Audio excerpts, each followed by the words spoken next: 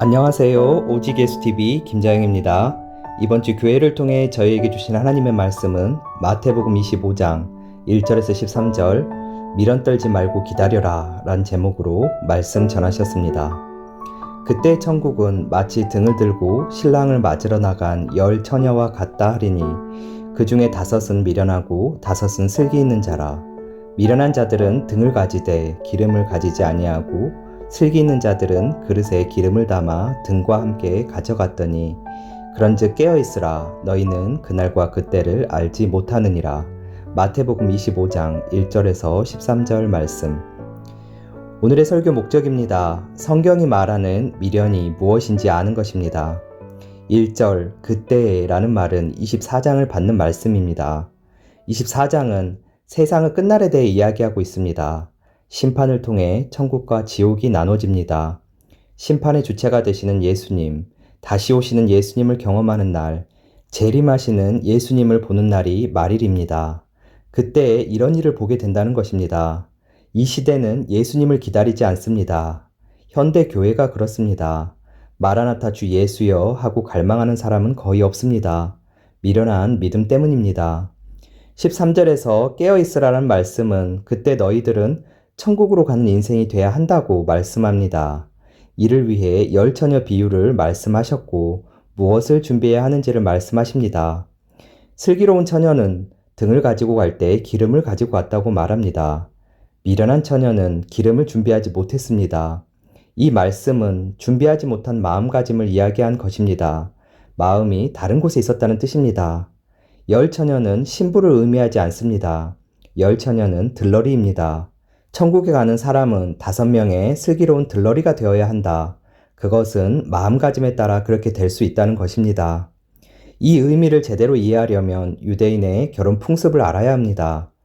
유대의 문화에서는 아침부터 저녁까지가 하루가 아니라 해질 때부터 다음날 해질 때까지가 하루입니다. 들러리들은 결혼을 앞두고 신랑이 언제 올지 모르기 때문에 동네 어귀로 나가 마중 나갑니다. 혹 밤이 되면 등불을 준비합니다.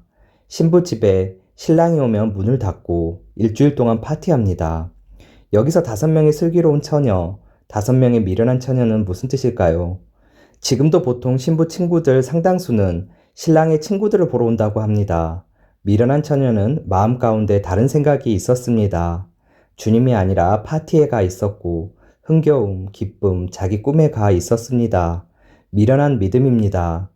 미련의 사전적 의미는 터무니없는 고집으로 매우 우매한 것입니다. 터무니없다는 것은 터에 흔적이 없다는 것입니다. 근거가 없다는 것입니다. 주님을 사랑합니다 하고 말하지만 속마음은 예수가 없고 내가 원하는 것이 있는 것이 터무니없는 믿음입니다. 믿음의 터에 무엇이 있느냐? 예수냐 걱정이냐? 걱정이 있는 것이 터무니없는 믿음이고 미련한 믿음입니다. 인생의 만족과 행복이 있다는 결혼, 많이 가야 3년입니다.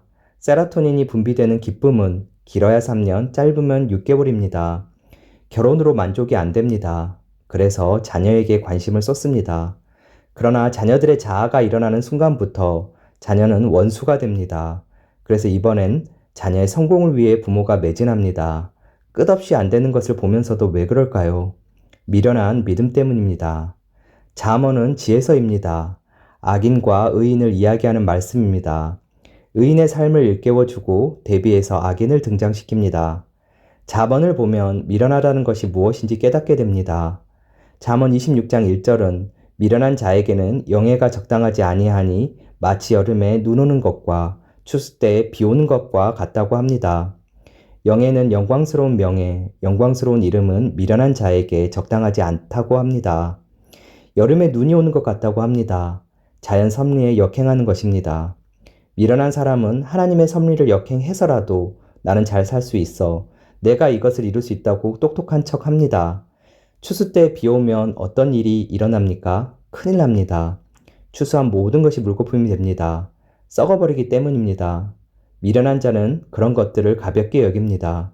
하나님의 선물이 아니라도 잘 살 수 있고 넉넉할 수 있고 성과를 얻을 수 있다고 생각합니다.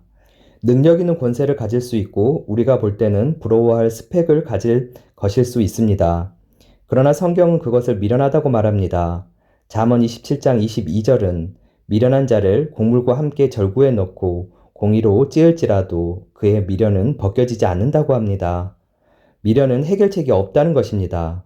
미련한 믿음, 미련한 인생, 미련한 사람은 가르쳐서 안 된다는 것입니다. 교육하고 학습하고 훈련하고 예배드리고 종교생활 열심히 해도 안 됩니다. 불가능합니다. 그럼 어떻게 해야 이 미련한 믿음이 바뀌는가? 하나님의 뜻, 피조물을 향한 하나님의 뜻은 딱 하나입니다. 단순합니다. 우리 모두가 십자가에서 잘 죽는 것 그것뿐입니다. 목사의 일생을 통해 정치계, 경제계, 교육계에 있는 사람은 그 일생을 통해 십자가에서 잘 죽는 것을 원하십니다. 단 하나입니다. 십자가에서 온전하게 잘 죽는 것을 원하십니다. 단순하고 명쾌합니다. 십자가에서 잘 죽어야 아버지 하나님을 만나고 하늘 영광을 누리니까 그때야 이 땅의 가치에 속지 않고 하늘 가치로 온전하게 살아가게 되니까 이것이 보이면서 누굴 보든지 어떤 상황을 만나든지 십자가에서 죽고 하나님께 가는 인생 되게 해달라고 기도하는 인생 되길 축복합니다. 잠언 29장 1절을 보면 자주 책망을 받으면서도 목이 곧은 사람은 갑자기 패망을 당하고 피하지 못하리라고 말합니다. 예수님은 의로우신 분입니다. 책망을 하시는 분이지 책망을 받으시는 분이 아닙니다. 그럼에도 바리새인에게 예수님은 책망을 받으셨습니다. 내가 뭔데 하나님을 모독하느냐? 내가 뭔데 율법을 무너뜨리느냐? 예수님이 그때 목이 곧지 않고 그 책망에 순응했다면 십자가는 없습니다. 목이 곧아야 하는 요소도 따로 있다는 것입니다. 예수님은 제자들에게도 책망을 받았습니다. 하나님의 아들이신데 저주 가운데 죽는 게 십자가가 웬 말입니까? 절대 그럴 수 없습니다. 하고 책망을 받으셨습니다. 그럼에도 예수님은 그런 제자들 책망에 목이 곧으셨기에 십자가가 있었던 것입니다. 목이 곧지 않으셨다면 우리도 구원 없습니다. 세상 가치에 대해서는 목이 곧아야 하고 세상에 고분고분하면 망합니다. 어디에 목이 곧을 것인지 명확해야 합니다. 세상에 아무리 유혹하고 끌어내리려고 해도 하나님의 뜻을 따라가야 합니다. 믿음의 사람은 항상 십자가가 책망합니다. 이 녀석아 죽어야지. 어디 고개를 드는 거야. 죽어야지. 왜 세상에 순응하는 자세를 보이는 거야. 죽어야지. 십자가 책망의 소리를 듣지 못하면 갑자기 패망합니다. 미련한 사람은 십자가 책망에도 알아듣지 못하고 오히려 세상 가치를 강화합니다. 그래서 망합니다. 그래서 날마다 십자가 앞에서 그 주님을 바라보고 기뻐해야 합니다. 주님과 함께 죽은 것이 실제되도록 날마다 기도하는 것입니다. 주님, 오늘도 죽어야 할 때 죽을 수 있는 십자가의 책망 듣기를 원합니다. 오셔서 말씀하시는 것 잘 들릴 수 있도록 세상을 향해 열어놓은 마음, 십자가에서 죽기 원합니다. 내 자식, 내 행복, 내 가족을 향한 마음이 십자가에서 죽기를 원합니다. 책망을 듣고 여기 있습니다 하고 주님과 연합하는 것입니다. 이 은혜가 여러분의 심령에 깊이 임하기를 축복합니다. 손양호 목사님의 주님 고대가가 있습니다. 낮에나 밤에나 눈물 머금고 내 주님 오시기만 고대합니다. 가실 때 다시 오마 하신 예수님, 오 주여 언제나 오시렵니까? 무엇을 고대하십니까? 무엇을 진정 바라고 있습니까? 예수님 다시 오십니다. 믿음의 사람에게는 그것이 인사가 되어야 합니다. 내 믿음의 터 위에 주님 계셔야 합니다. 내 믿음의 터 위에 세상의 온갖 꿈, 자부심, 목표를 세워놓고 주님 오셔서 고쳐달라고 하는 것이 미련한 믿음입니다. 길이 없습니다. 십자가의 책망을 들어야 합니다. 그런즉 깨어있으라라고 하십니다. 준비하는 것이 아니라 의식이 깨어있는 것입니다. 마음가짐은 의식이 어떤지 보는 것입니다. 예배 가운데 있어도 큰 사건이 일어났다면 예배에 집중하지 못합니다. 자녀 생각이 꽉 차 있을 수 있습니다. 의식이 문제입니다. 염려, 근심, 쾌락, 성공의식에 지배당하고 있는 것입니다. 신앙생활은 그 모든 것을 초월해 예수님이 계신 것입니다. 말이 아니라 실제 내 의식이 그렇게 되는 것입니다. 노력으로 안 됩니다. 십자가 책망을 받고 순종할 때만 됩니다. 주님과 함께 연합해 죽을 때만 됩니다.